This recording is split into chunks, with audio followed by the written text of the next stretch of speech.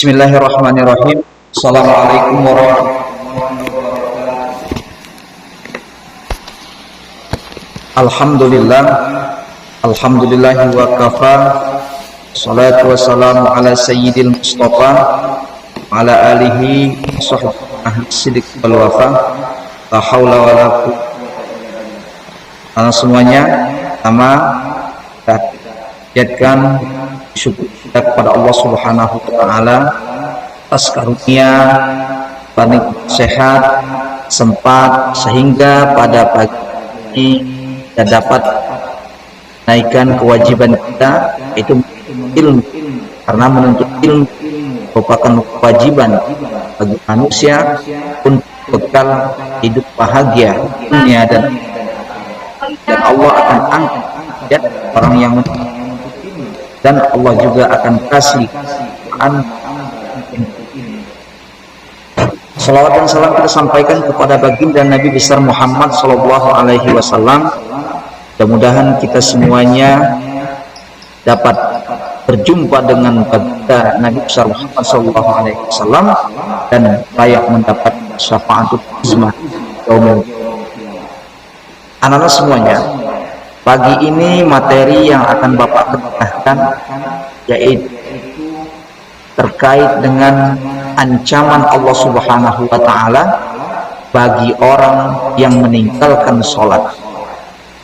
Hal ini Bapak angkat karena melihat masih ada di antara peserta didik yang masih ketika sholat sudah dimandangkan azan, sudah diberitahu, sudah diingatkan, masih ada yang mengabaikan, masih ada yang tidak menggubris dan lain sebagainya. Maka dalam pertemuan kali ini perlu Bapak sampaikan terkait jelasnya penjelasan agama, baik yang sifat datangnya dari Al-Quran ataupun hadis yang mengancam bagi orang-orang yang melalaikan meninggalkan sholat sengaja. Anak-anak semuanya, dalam sebuah hadis qudsi adalah Al-Quran atau firman Allah Subhanahu wa taala yang tidak tertulis di dalam Al-Quran. Lapasnya diucapkan oleh Nabi besar Muhammad sallallahu alaihi wasallam yang diilhamkan dalam hati Nabi sallallahu alaihi wasallam. Apa bunyinya?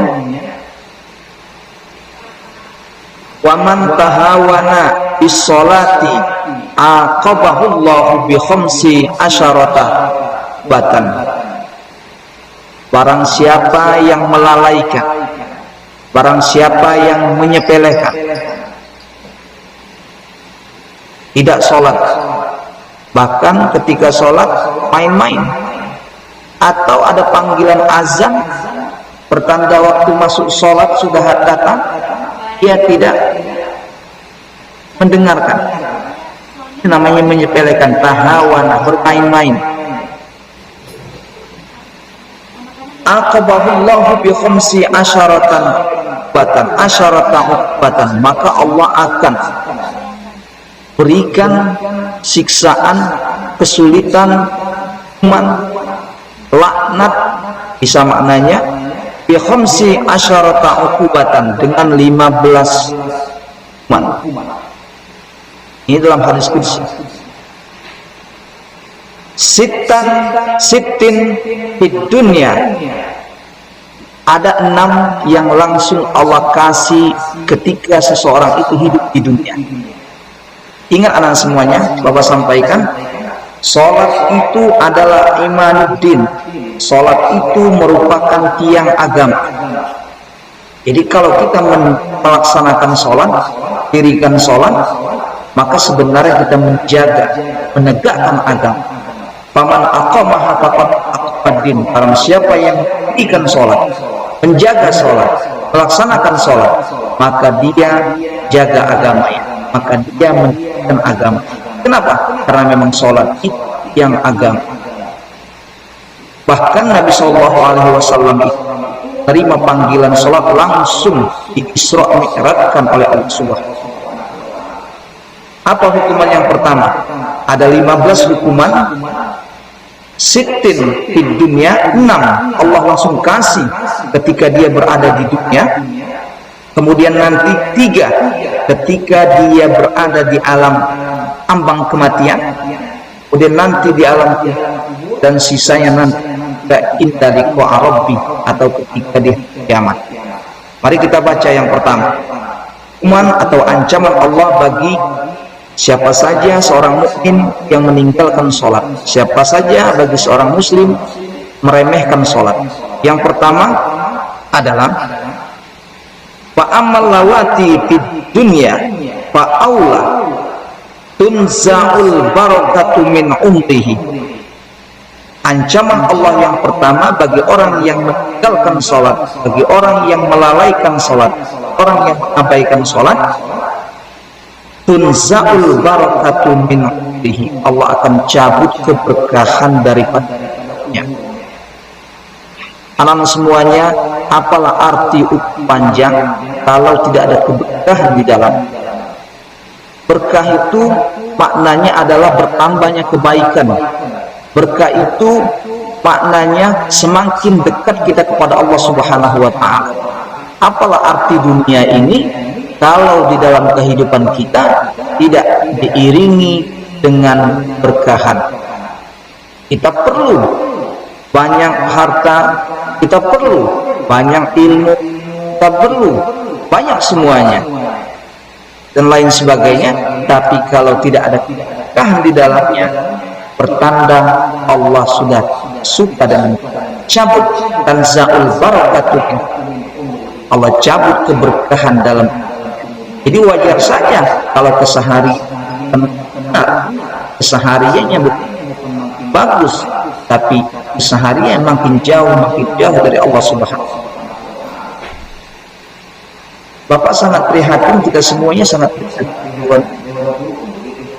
betapa anak-anak semuanya itu sebagian masih ada yang sholat biasa saja, padahal kalian itu dalam pendidikan lagi gembleng, lagi dilatih agar nanti terbentuk badian yang taat kepada Allah, taat kepada guru, taat kepada orang tua, lain sebagainya, tanggung jawab, disiplin dan lain sebagainya.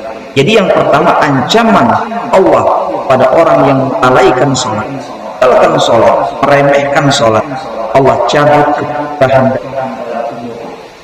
Tunza'ul barakatu min. Kemudian yang kedua, apa ancaman Allah? Wa thaniyatu tumhasyaman as-salihina min wajhi. Allah akan hilangkan, Allah akan cabut cahaya dalam dirinya, cahaya orang-orang yang soleh. Dalam diri seorang mukmin ada cahaya kesolehan, maka Allah akan cabut. Tanda kesolehannya akan dihapus atau akan dicabut oleh Allah Subhanahu wa ta'ala. Jadi orang yang meninggalkan sholat, yang pertama Allah cabut tahan dalam. Apalah arti kita umur panjang kalau nggak ada berkah? Susah. Ya, al-barakatuh itu mahwal barakah, al-barakatuh az-ziyadatul khair. Barakah itu adalah bertambah kebaikan. Ya, ilmu tambah kebaikannya, teman ada kebaikannya, semuanya ada kebaikannya. Itu disebut dengan barakah. Yang kedua, Allah hilangkan di dalam dirinya atau Allah hapuskan di dalam dirinya tanda kesolehan. Gak ada cahaya. Karena semuanya ada orang cakep, ada orang cantik, banyak. Tapi ada orang yang biasa saja, cuma kita senang melihatnya. Itu pertanda di dalam dirinya ada cahaya kesolehan yang Allah tempelkan dalam diri. Ada orang yang biasa-biasa saja, cuma enak dilihat, melihatnya itu enak. Ada, cuma ada orang ganteng, cantik dan lain sebagainya, tapi ketika dilihat panggil nama agak membosankan dan lain sebagainya. Pertanda ya Karena dalam diri orang yang beriman itu Allah tanamkan dalam dirinya itu cahaya atau tanda kesolehan. Nah, kalau orang mengabaikan sholat, mengabaikan panggilan Allah, Allah cabut, Allah ambil, Allah hapuskan di dalam dirinya. Ada cahaya dalam diri kita. Mata orang beriman cahaya, telinganya bercahaya, tangannya bercahaya. Cahaya itu dia bisa menjaga perilakunya, matanya tidak melakukan hal yang tidak, dan seterusnya. Kemudian yang ketiga, ancaman Allah Subhanahu wa taala bagi orang yang meninggalkan sholat di dunia adalah kullu amalin ya'maluhu la yu'ajjiruhu Allahu alaihi. Semua amal yang dia kerjakan Allah tidak berikan pahala. Semua amalan yang dia kerjakan Allah tidak berikan pahala. Capek berbuat, beramal tapi tidak ada hasilnya, Allah tidak kasih pahala. Walaupun sebenarnya pahala dosa itu bersifat gaib dan harus diyakini adanya. Ketika kita berbuat baik, maka ada pahala di situ, tidak terlihat. Kenapa? Karena dia bersifat gaib dan itu wajib diyakini adanya. Dosa, pahala dan lain sebagainya ada, wajib diyakini adanya. Tapi bagi orang yang mengabaikan sholat, meninggalkan sholat, maka Allah tidak nilai dari perbuatannya. Dia mau berbuat apa saja Allah tidak nilai. Kenapa? Allah marah. Kenapa? Mengabaikan panggilan Subhanahu wa ta'ala. Tengkah sholat itu bahkan salah satu cara pendekatan diri kita kepada Allah Subhanahu wa ta'ala. Bahkan dikatakan dalam hadis, orang yang lagi sholat itu dekatannya kepada Allah, kedekatannya kepada dirinya, saking dekatnya. Makanya Nabi Musa alaihissalam sempat iri. Kenapa? Karena Nabi Muhammad itu bisa dekat dengan Allah Subhanahu wa ta'ala, diantaranya dalam sholat. Kemudian yang keempat, ancaman Allah Subhanahu wa ta'ala, Allah tidak akan mengangkat doanya, Allah tidak akan dengar doanya, Allah tidak akan kabulkan. Apa? Lantaran meremehkan sholat. Dan yang terakhir, waktu sudah mau habis, semua makhluknya akan menyepelekannya. Sebagaimana dia menyepelekan Allah, meremehkan Allah, maka semua makhluk yang ada di dunia ini menyepelekannya, meremehkannya, direndahkan dia. Itulah alam semuanya. Jadi ancaman Allah Subhanahu wa ta'ala bagi orang-orang yang sengaja meremehkan, melalaikan sholat tanpa sembahyang.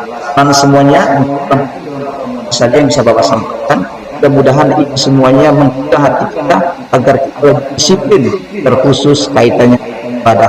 Dan ibadah bukan satu kewajiban, kebaikan bahkan Tuhan kita kepada Allah Subhanahu wa ta'ala. Kita butuh dengan Allah, sholat di antara saja. Kurang lebih. Assalamualaikum warahmatullahi wabarakatuh.